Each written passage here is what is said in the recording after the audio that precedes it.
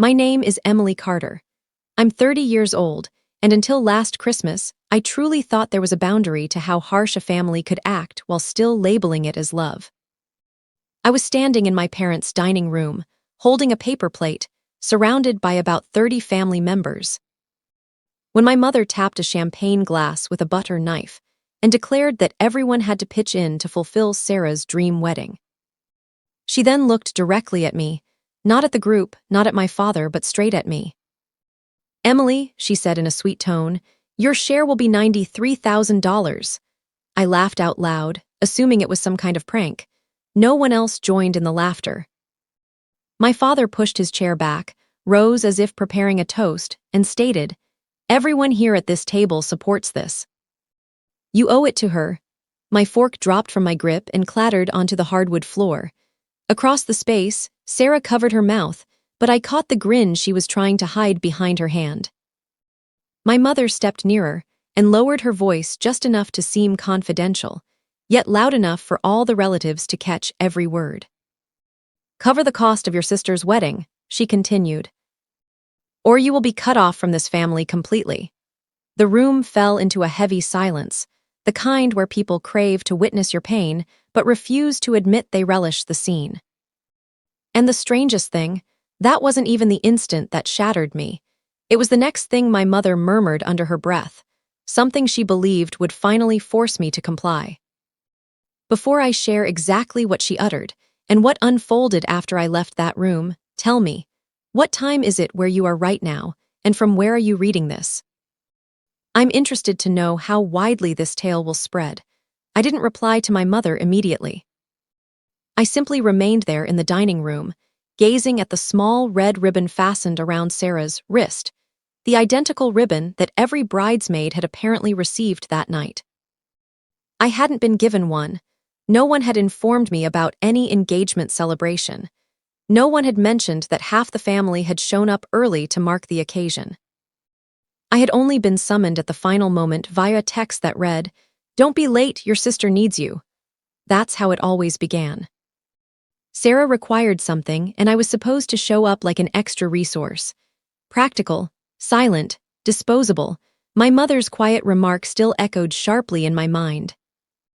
"After all we gave up by holding on to you, this is the smallest thing you can contribute." Holding on to me, not nurturing me, not cherishing me, holding on to me. I studied her face, made up and beaming as if she hadn't just wounded me publicly in front of 30 relatives, and in that moment, my entire childhood reorganized in my thoughts. All those odd remarks. All the deliberate pauses. All the occasions I was instructed to appreciate scraps, while Sarah received affection like a birthright. My father cleared his throat and remarked, "Emily, stop turning this into a big scene." That's when I placed the paper plate down. My hands trembled, yet my voice emerged steady. "I need some fresh air." Sarah released a gentle sob, as though my desire to breathe had spoiled her special event. My mother seized my sleeve. "If you step out that door, don't expect to return begging." I glanced at her grip, then at the relatives pretending not to watch intently. "I'm not begging for anything," I responded. I drove home through icy rain with the radio off and my phone flashing notifications constantly. Mom, Dad, unknown caller, Aunt Marlene, Cousin Greg, Sarah, then Mom once more. I ignored everyone. Upon reaching my apartment, I secured the lock, leaned back against the door, and sank to the ground still wearing my coat. That's when I spotted the old gray lockbox beneath my bookshelf. It had come from my grandmother. She had passed it to me at 16, following a family gathering where Sarah received a necklace and I got a talk on staying modest. "One day," Grandma had murmured, slipping the key into my palm, "you'll have to recall the true events." I had never unlocked it before, scared it would confirm I hadn't invented any of it. I sat on the floor with legs crossed and twisted the small brass key. Inside lay envelopes, aged pictures, birthday greetings, school documents, and a folded message in my grandmother's neat script. The initial photo showed Sarah at age 7, wearing a crown during her birthday celebration, perched on my father's shoulders as the group applauded. In the background, I stood by the kitchen entrance clutching a trash bag larger than myself. I recalled that afternoon vividly. At 7, I still believed that assisting would earn me a place. I assumed that if I cleared enough dishes, smiled enough times, faded into the background enough, eventually someone would call out, "Emily, join us, this is your family as well." No one ever did. On the reverse of the photo, Grandma had noted, Emily tidied the entire event. Linda claimed Sarah needed to feel unique. The following envelope contained 2 school report cards. Sarah's displayed average marks, and a comment from her teacher about requiring greater attention. Mine showed top grades and a suggestion for an advanced summer writing program. Attached to mine was a letter I had never encountered. At the top in my mother's script, it read, "Too costly, Sarah's dance camp takes priority." I remembered that summer well. Sarah grew tired of dance camp after just 3 days, and my parents purchased her a new bedroom suite to lift her spirits. I passed July watching neighbors' children and convincing myself that writing was merely a pastime. Next came a bank record from when I was 17. It was in my name, an education savings account. I had inquired about that account prior to college, and my parents claimed there wasn't much inside, but the statement revealed nearly $40,000. With contributions from my grandmother and withdrawals spanning 2 years. Next to one withdrawal, my father had scribbled, "Sarah Carr." Next to another, "Sarah Pageant Coaching." Next to yet another, "Engagement Fund Start." My stomach churned. This went beyond ordinary favoritism. Favoritism meant nicer presents for one child. This was stealing masked as child-rearing. At the base of the box rested Grandma's message. "Emily, if you're reading this, it means they've finally demanded too much. Your parents will claim love requires giving things up. Be cautious." In this family, giving up has always translated to Emily footing the bill while Sarah beams. I tried to safeguard the funds I set aside for you, but your mother discovered ways to bypass me. I retained duplicates. Do not allow them to transform your generosity into an obligation. I read the final line 3 times. My phone vibrated again. Sarah's text read, "Mom is in tears. You're shaming the whole family. Just agree and we can put this behind us. Not are you all right? Not anything caring. Just agree." That's when a change occurred deep inside me. I didn't feel cured. I didn't feel courageous. I felt alert. I stayed awake all night. By dawn, there were 47 missed calls and a group chat packed with relatives I hardly recognized. "Your mother is heartbroken. It's only cash, Emily. Don't act self-centered." Around midday, my father left a voicemail that started composed and built to him yelling, "You will return tonight. Say sorry to your mother, and inform Sarah you'll cover it." This family doesn't bargain with defiance. I replayed it twice, not for the pleasure of his fury, but to convince myself that what I once mistook for power had really been fear my whole existence. That night, I returned, not to yield, but to observe their expressions when I finally quit pretending. The house held even more people than the previous evening. News had circulated. The whole clan appeared ready for the next scene. Sarah's wedding planning board glowed on the TV screen like a business proposal. Vineyard location, exotic blooms, personalized napkins, string ensemble, fancy cake. $93,000 displayed in elegant gold lettering next to it all. My mother noticed me and clutched her chest. "Emily," she exhaled, as though I had come back from battle rather than a short drive. Sarah hurried over in a cream sweater and sparkling earrings, eyes already moist. She embraced me without asking and whispered, "Please don't spoil this for me." I pulled away. "You spoiled it the moment you allowed them to require $93,000 from me." The space went still. Sarah's tears flowed on schedule. My mother inhaled sharply. "How can you address your sister that way?" My father gestured to the dining table. "Sit." I remained standing. That unsettled him more than any words I might have spoken. Throughout my life, he stood and I sat. He talked and I listened. He directed and I obeyed. That evening, I held my ground. "No," I replied. My mother swayed theatrically and gripped a chair's back. "I feel dizzy." Sarah wept more intensely, My father advanced toward me. "See what you're causing your mother." I examined her closely. Her eyes were closed, but one hand still fiddled with her bracelet. She wasn't dizzy, she was performing. "If Mom feels ill, someone should dial emergency services," I suggested. Her eyes flew open. No one stirred. That marked the initial break in the act. My father's expression grew stormy. "Enough!" He then addressed the group and raised his tone. "Emily has lost sight of what family truly signifies. She's gained from this family her whole life, and now, when her sister deserves one memorable occasion, she chooses to act like the injured party. Previously, those phrases would have devastated me. Now I simply recognized a man defending the narrative that kept him blameless. I touched the folder inside my bag, the one with duplicates from Grandma's box, but I didn't reveal it yet. Not in a space where they might seize it, reject it, distort it, or yell over me. Instead, I inquired, "Dad, what precisely did I gain?" He chuckled. "A home, meals, clothing, security," I nodded. "So the basic requirements of raising a child." A murmur spread through the gathering. My mother's features stiffened. "You ungrateful child." There it was, the authentic tone, not gentle. Not delicate, cutting like shattered glass. "I bore you, I nourished you, I surrendered my calm for you, and you stand here tallying expenses?" I refused to shed tears. "No, Mom. You started counting expenses first. $93,000, remember?" Sarah rose abruptly. "It's my wedding, Emily. For once, can you avoid centering everything on yourself?" I stared at her. "For once. Point out one single day in this family that revolved around me." She parted her lips, then shut them. My father responded on her behalf. "This mindset is precisely why others consider you challenging." That should have crushed me. Instead, it brought me peace. "Then allow me to simplify it," I declared. "I am not funding the wedding. Not a single cent. Not one payment. Not one urgent transfer when the flower arranger discovers Sarah desires exotic blooms in December. I am finished serving as this family's reserve fund." My mother's lips quivered with anger. "So you're deciding to abandon us?" I surveyed the faces that had observed my diminishment for years and labeled it harmony. "No," I answered.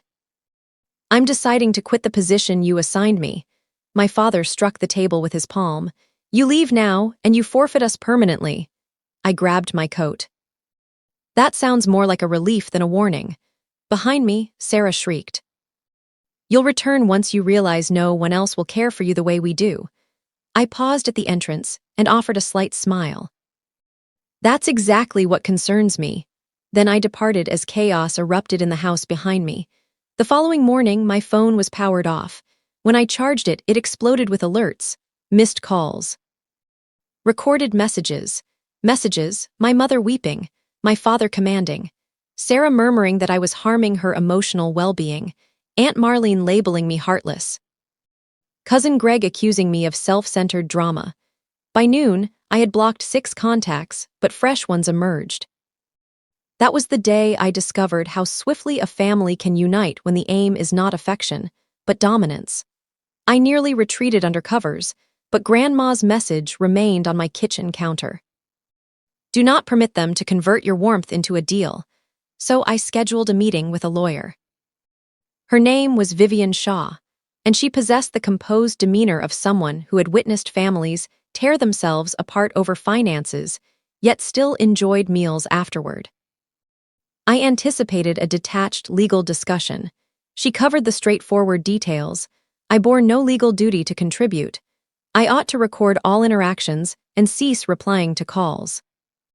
But when I presented the bank records from Grandma's box, her expression shifted. She leaned in, scanned the details and dates, then met my eyes. "Where did these originate?" I explained about the lockbox, the education account, the wedding request, and my mother's statement. Vivian tapped a finger on the document. "Emily, this might extend beyond emotional pressure." My stomach sank. "What do you mean?" She opened a notepad. "When a family member sets up accounts for a particular recipient, particularly for schooling, the specifics are crucial. Who managed the account? Who made the withdrawals? Were there any formal agreements? Did your grandmother prepare a will?" I admitted I wasn't certain. Vivian observed me. Who managed your grandmother's affairs after her passing? I nearly chuckled. My mother, Vivian's pen halted. Naturally. Something in her inflection raised the hairs on my arms. Do you know my family? She paused briefly. I encountered your grandmother once. Some time back, she was concerned one of her children might coerce the incorrect grandchild into surrendering an inheritance. The room seemed to shift. The incorrect grandchild, Vivian clasped her hands. I cannot share private information without proper records, but if your grandmother provided directions and those directions were disregarded, you might have avenues. I handed her grandma's note. She read it deliberately, and her features softened. Your grandmother cared deeply for you, she stated. That statement struck deeper than any legal insight. Someone beyond the family had declared it plainly, without attaching strings. Before I departed, Vivian inquired, do they have any suppliers anticipating your payment? I blinked. Pardon, wedding suppliers, location, caterer, coordinator, gown boutique. Did your relatives inform them you would cover costs? A dreadful understanding washed over me. Sarah had always enjoyed expending funds before possessing them. My parents had always enjoyed pledging funds before approaching me. Vivian noticed my reaction and nodded. Investigate discreetly.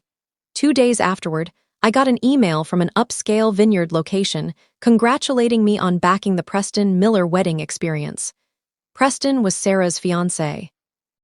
I phoned the planner and asked what records they held. My mother had named me as the main family supporter. The initial payment hadn't been sent yet, but the slot was reserved because my family guaranteed money by Friday. Then I contacted the flower arranger. Same account. The caterer. Same account. The bridal boutique. Even worse. Sarah had picked a bespoke dress and informed them, my sister manages the money aspect. My name appeared nowhere officially, but it was mentioned throughout. By week's end, I possessed screenshots, messages, supplier notes, and recordings. Then Sarah sent the text that altered everything. At 1:17 a.m. she wrote, "You're overreacting. Mom mentioned grandma left you funds anyway, so quit pretending you're broke. You don't even require it." I forwarded it to Vivian. Her response arrived 10 minutes later. Do not reply. This matters. The next morning, Vivian phoned. Emily, I reviewed public estate files. There existed a will. I clutched the phone tightly. And Vivian hesitated. Your grandmother bequeathed you more than just an education fund. She left you the lake house. I couldn't utter a word. The lake house was the spot Sarah desired for her bridal pictures. The lake house my mother insisted had been sold long ago. Vivian went on, it was reassigned after your grandmother passed. Not to you, to a trust managed by your mother. My throat felt parched. Is that allowed? Vivian replied. It hinges on the paperwork we must acquire. But Emily, pay attention. Your sister's ideal wedding might rest on property that was never meant to belong to them. Once I learned about the lake house, everything grew sharper and more disturbing. Sarah's planning board featured sunset images beside the water. Her invitations referenced a private family property. My mother had informed relatives the wedding would celebrate grandma. Celebrate her. They intended to utilize property she possibly willed to me while insisting I contribute $93,000 to be absent from it. I felt like bursting into my parents' home with Vivian's files and dismantling every deception in a single confrontation. But Vivian advised against it. Let them continue speaking, she said. People who believe they're succeeding tend to generate proof. The next piece of proof arrived as an invite to Sarah's last gown fitting. My mother texted from a fresh number. You must attend. This is your final opportunity to mend the harm. I disregarded it. Then Sarah sent a voice note weeping gently. Please, I realize things became heated. I simply want my sister present. For one brief second, the former me nearly responded. Then she added, and the boutique requires your card details before modifications. There it was, the lure beneath the charm. I answered with one line. I'll attend to discuss. Not to contribute. She replied with a heart symbol. I stared at it until it resembled a caution sign. The bridal boutique featured marble flooring, plush seats, and gentle, costly tones. Sarah stood elevated on a stand in a gown that likely exceeded the price of my first vehicle, while my mother wiped her eyes and recounted the tale. Our Emily has finally arrived. She struggled to accept her position, but family eventually comes together. I entered dressed in a black coat, holding a folder. My father was present too, which caught me off guard, but then it made sense. He disliked shopping, but he thrived on group pressure. Aunt Marlene sat close to the mirrors with two cousins, prepared to observe my submission. The advisor approached with a tablet. We only need to verify the payment option for the modification package and the leftover gown amount. My mother rested a hand on my arm. Emily will take care of that. I addressed the advisor. No. Emily will not. Sarah's bridal grin disappeared. Seriously, she hissed. My mother chuckled uneasily. She's teasing, I stated. I'm not. My father stood from his seat. This isn't appropriate here. I surveyed the mirrors showing us from every direction. Actually, Dad, this is ideal.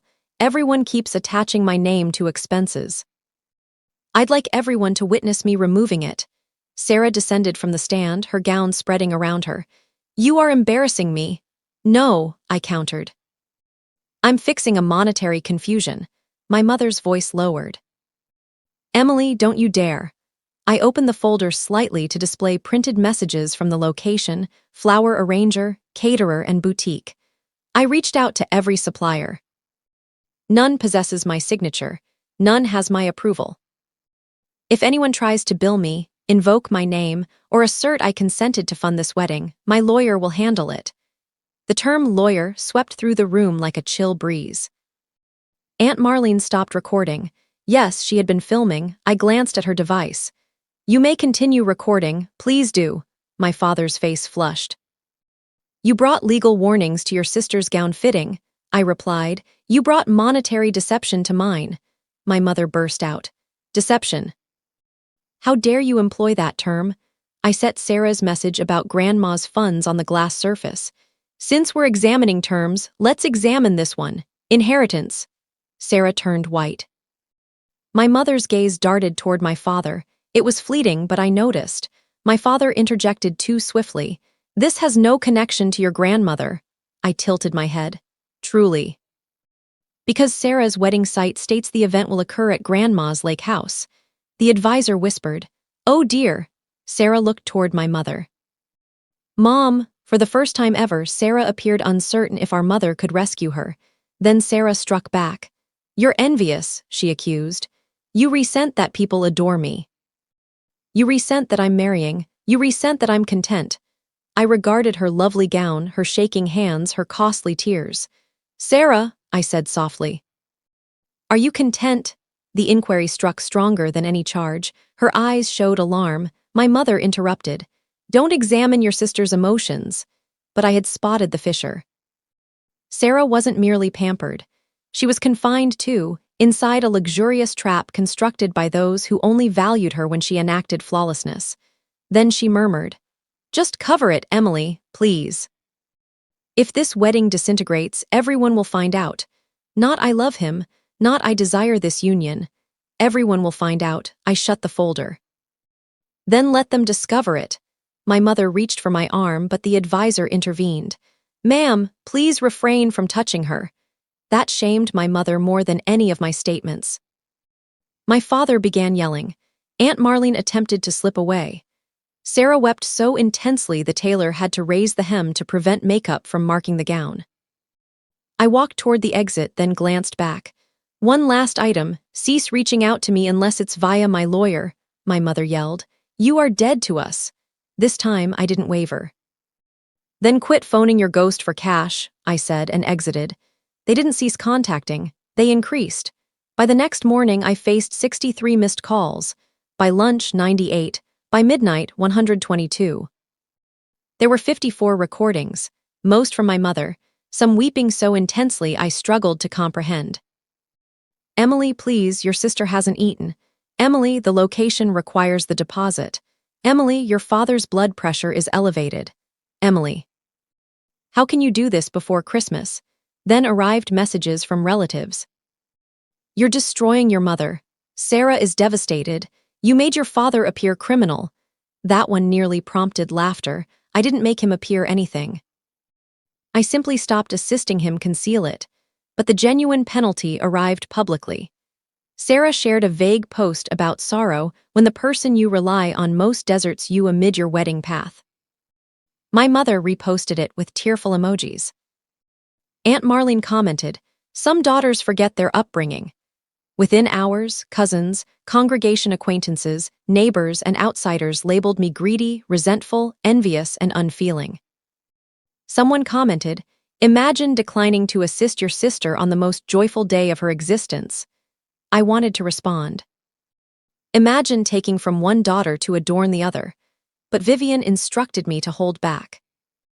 Let them slander you openly, she advised. Screenshots prove valuable. So I preserved it all, every charge, every falsehood, every update suggesting I had vowed money and withdrawn. 3 days later, my family intensified. My supervisor summoned me to her office with a worried look. "Emily, I received an email from your mother." My stomach sank. My mother had written that I was emotionally unbalanced, that I was bothering my sister, and that I might mishandle workplace resources due to monetary pressure. My supervisor slid the printed email toward me. "I don't accept this," she said kindly, "but I thought you should be aware." I thanked her, walked to the restroom, locked a stall, and trembled so violently my teeth chattered. That was the point where recovery ceased and payback commenced. I forwarded the email to Vivian. Her answer was swift. "This can be pursued. Do you wish to continue?" I stared at those words. "Do you wish to continue?" There was strength in being consulted instead of directed. My entire life, choices had been determined around me, above me, through me. Now someone asked what I desired. I typed yes. Within 24 hours, Vivian dispatched official stop-and-desist notices to my parents, Sarah, Aunt Marlene, and 2 relatives who had openly accused me of wrongdoing. She also notified the suppliers and confirmed I held no monetary duty for the wedding. The location released the reservation when no deposit came. The flower arranger ended the hold. The gown boutique halted modifications pending payment. Sarah's dream wedding started crumbling with each unpaid bill. Then the estate papers arrived. Vivian phoned on a Thursday afternoon. "Emily," she said, "your grandmother's will is straightforward. The lake house was designated for you. Your mother held only temporary oversight, not ownership." I sat before my legs gave out. "We can contest the reassignment," Vivian added. I looked at the gray lockbox on my table. For years, my family had regarded my recollections as untrustworthy, overly sensitive, overly theatrical, overly self-focused. But documents remembered, signatures remembered, dates remembered, my grandmother remembered. "Proceed," I said. The legal submission struck my family like lightning. My father left a voicemail, so enraged it seemed he might shatter the device. "You are taking legal action against your own mother over a house you don't even utilize." My mother left one that sounded subdued. "Emily, Grandma wished for the family to enjoy that spot." I whispered to the vacant room. "No, she wished for me to possess something no one could seize." Sarah called from an unidentified number. "Do you grasp what you've caused? The wedding site is offline. Preston's parents are inquiring. Everyone is inquiring." I replied, "Perhaps you should respond to them." Sarah fell silent. Then she said, "You don't."